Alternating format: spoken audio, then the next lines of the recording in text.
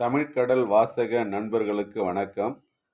இப்பொழுது நாம் பார்க்க இருக்கக்கூடிய வீடியோ 10ஆம் வகுப்பு இயல் 3ல் இருக்கக்கூடிய விரிவானம் கோபல்லபுரத்து மக்கள். இதை எழுதினவர் கி. ராஜநாராயணன். நூல்வெளியை பார்க்கலாம். கோபல்லபுரத்து புதினத்தை எழுதியவர் கி. ராஜநாராயணன். ஆசிரியர் தம் சொந்த ஊரான இடைச்செவல் மக்களின் வாழ்வியலுடன் கற்பனையும் புகுத்தி இந்நூலினை படைத்துள்ளார். புதினத்தின் ஒரு பகுதியாக இங்கு பாடமாக கொடுக்கப்பட்டிருக்கு. இந்திய விடுதலை போராட்டத்தினை பின்னணியாக கொண்டது இந்த நூல்.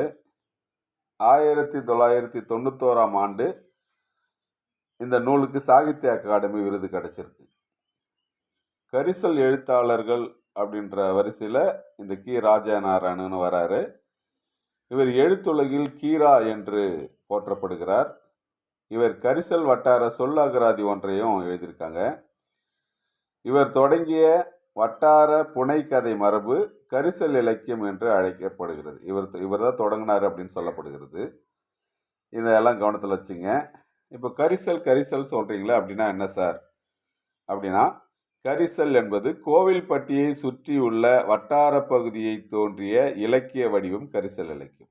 இதில் கோவில்பட்டியை சுற்றி இருக்கக்கூடிய வட்டார வடிவம் அது எப்படி இருக்கும் அப்படின்னா, காய்ந்தும் பெய்தும் கொடுக்கின்ற மழையை சார்ந்த வாழ்கின்ற மானாவாரி மனிதர்களின் வாழ்க்கையை சொல்லும் இலக்கியம்.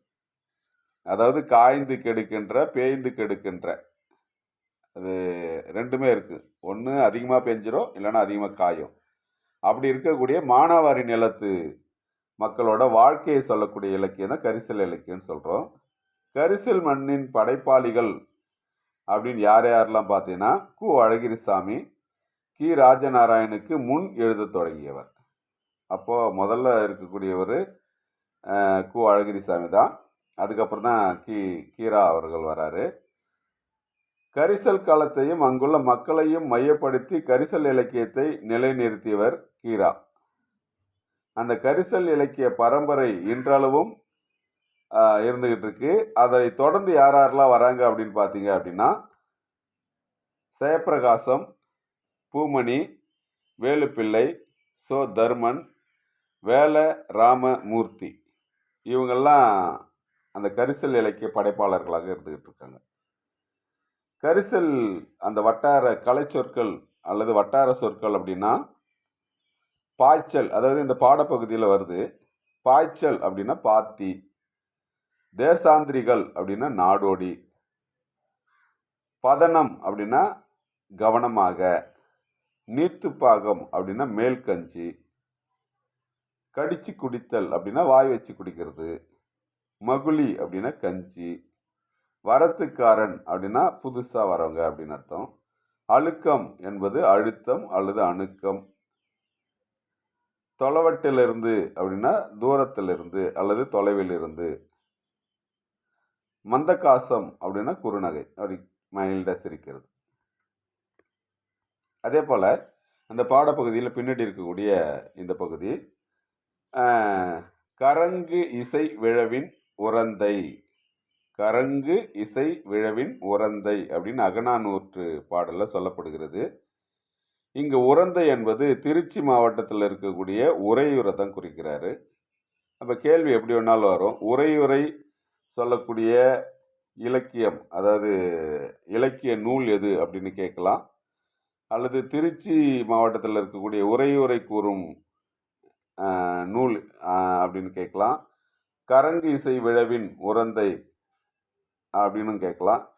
எதை வேணாலும் சொல்லலாம். அல்லது உரந்தையை கூறும் இலக்கியம் எது அப்படின்னு கேட்கலாம். எப்படி வேணாலும் கொஸ்டின் கேட்பாங்க, நம்ம பார்த்துக்கோம். கோபல்லபுரத்து மக்கள் என்பது அது சிறுகதையா கவிதையா புதினமா அப்படின்னு பார்த்தீங்கன்னா புதினம்.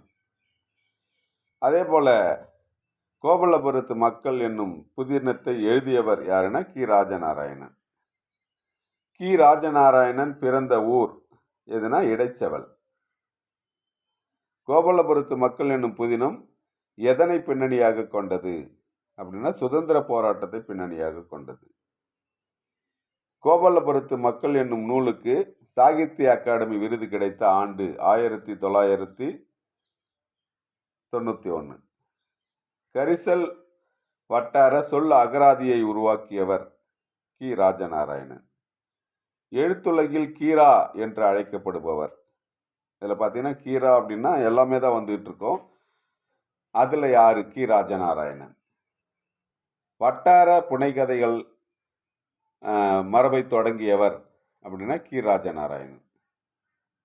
கரிசல் இலக்கியம் என்பது டேஸ் பகுதியை சார்ந்த வட்டாரத்தை சார்ந்தது அப்படின்னா கோவில்பட்டியை வட்டாரத்தை சார்ந்தது. கி. ராஜநாராயணனுக்கு முன் கரிசல் படைப்பாளி யார் அப்படின்னா கு. அழகிரிசாமி. கரிசல் இலக்கியத்தோடு தொடர்பில்லாத ஒருவர் அப்படின்னா வீரவேலுச்சாமி, வேல ராமமூர்த்தி, பூமணி எல்லாமே கரிசல் இலக்கியத்தோட தொடர்புடையங்க. நான் பிச்சமூர்த்தி மட்டும் அதில் இல்லை.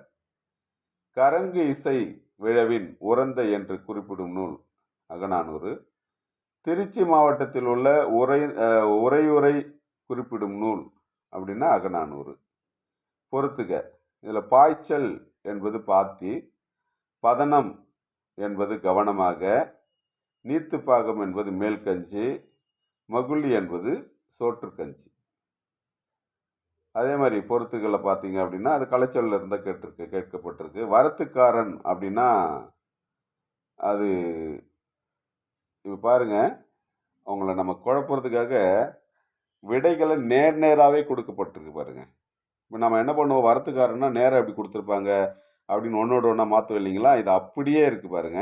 வரத்துக்காரன்னா புதியவன், பதனம் அப்படின்னா கவனம், அழுக்கம் அப்படின்னா அழுத்தம், தொலைவட்டு அப்படின்னா தொலைவி. அப்படியே நேருக்கு நேராகவே கொடுக்கப்பட்டிருக்கு. இது போல் கொடுக்கறது கடினம். இருந்தாலும் அப்படி நம்மளை சோதிக்கிறதுக்காக கொடுக்கக்கூடிய இந்த பகுதிகள். இப்படி வரக்கூடிய இது போல் வினாக்கள் நாம் தெரிஞ்சு வச்சுக்கணும். அதுக்கு அப்படி தெரிஞ்சு வச்சுக்கணும் அப்படின்னா என்ன பண்ணணும்னா, நமக்கு கொடுக்கப்பட்ட பாடப்பகுதிகளை நம்ம கவனமாக படித்து வச்சுட்டோம்னா எல்லாமே தெரிஞ்சிடும். இப்போ பாருங்கள், இது போல் வரக்கூடிய அந்த குறிப்பு சட்டங்களையோ அல்லது வட்டார வழக்கு சொல் அங்கே கொடுக்கக்கூடியதோ, நூல் பின்னாடி கொடுக்கக்கூடிய இந்த பகுதிகளையோ நூல்வெளிகளையோ எல்லாத்தையுமே நம்ம கவனத்தில் வச்சுட்டோம் அப்படின்னா நம்ம கேட்கக்கூடிய வினாக்களுக்கு நம்மால் விடையளிக்க முடியும். அடுத்த பகுதியில் சந்திக்கலாம். நன்றி, வணக்கம்.